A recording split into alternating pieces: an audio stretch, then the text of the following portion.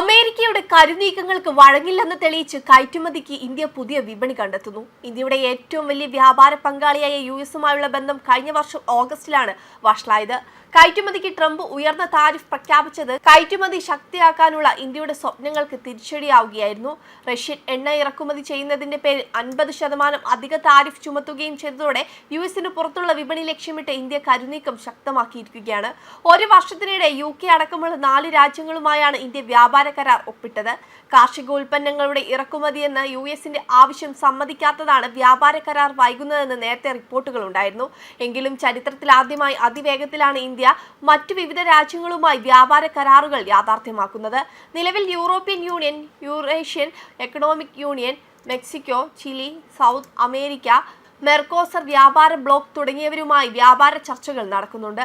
ചർച്ചകൾ വിജയിച്ചാൽ ലോകത്ത് മിക്കവാറും എല്ലാ സാമ്പത്തിക ശക്തികളുമായും വ്യാപാര കരാർ ഒപ്പിടുന്ന രാജ്യമായി ഇന്ത്യ മാറുമെന്ന് ന്യൂഡൽഹി ആസ്ഥാനമായ ഗ്ലോബൽ ട്രേഡ് റിസർച്ച് ഇനിഷ്യേറ്റീവിലെ അജയ് ശ്രീവാസ്തവ പറഞ്ഞു. വ്യാപാര കരാർ ചർച്ചകൾ ഏറ്റവും സജീവമായ വർഷമായിരുന്നു 2025. യുഎസിനെ ഒഴിവാക്കുകയല്ല, മറിച്ച് കയറ്റുമതിക്ക് ഒരു രാജ്യത്തെ മാത്രം ആശ്രയിക്കുന്നതിലുള്ള അപകടം ഒഴിവാക്കുകയാണ് വ്യാപാര ചർച്ചകളുടെ ലക്ഷ്യമെന്ന് അദ്ദേഹം അഭിപ്രായപ്പെട്ടു. US താരിഫ് വർധന ബാധിക്കുന്ന തൊഴിലധിഷ്ഠിത വ്യവസായ മേഖലയ്ക്കാണ് ഭൂരിഭാഗം വ്യാപാര കരാറുകളും നേട്ടമാകുക.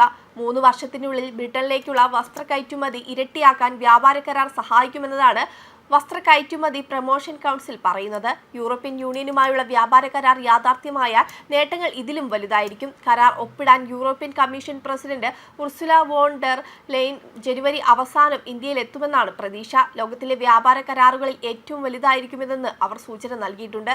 അതിനിടെ വ്യാപാരവും നിക്ഷേപവും ശക്തിപ്പെടുത്തുന്നതിന്റെ ഭാഗമായി ജർമ്മൻ ചാൻസലർ ഫ്രെഡറിക് മെർസ് തിങ്കളാഴ്ച ഇന്ത്യ സന്ദർശിച്ചത് പ്രധാനമന്ത്രി നരേന്ദ്രമോദിയുമായി കൂടിക്കാഴ്ച നടത്തുകയും ചെയ്തു. ന്യൂസിലാൻഡുമായി ഒപ്പിട്ട സ്വതന്ത്ര വ്യാപാര കരാർ ഇന്ത്യയുടെ കയറ്റുമതിക്ക് കാര്യമായ ഗുണം ചെയ്തില്ലെങ്കിലും $20 ബില്യൺ വിദേശ നിക്ഷേപവും കൂടുതൽ തൊഴിലാളികൾക്ക് വിസയും ലഭിക്കും. വിട്ടുവീഴ്ചയ്ക്ക് ഇന്ത്യ തയ്യാറാണെന്ന് യുഎസിനെ ബോധ്യപ്പെടുത്താനും ഈ കരാറിലൂടെ ഇന്ത്യക്ക് സാധിച്ചു.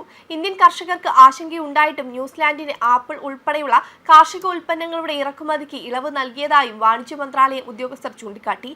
കഴിഞ്ഞ വർഷം ഒക്ടോബറിൽ കനത്ത ഇടിവ് നേരിട്ടിരുന്നുവെങ്കിലും നവംബറിൽ ഇന്ത്യയുടെ ചരക്കു കയറ്റുമതിയിൽ 19% അപ്രതീക്ഷിത വർധനവുണ്ടായിരുന്നു. വെബ് ഡെസ്ക് കർമ്മ ന്യൂസ്.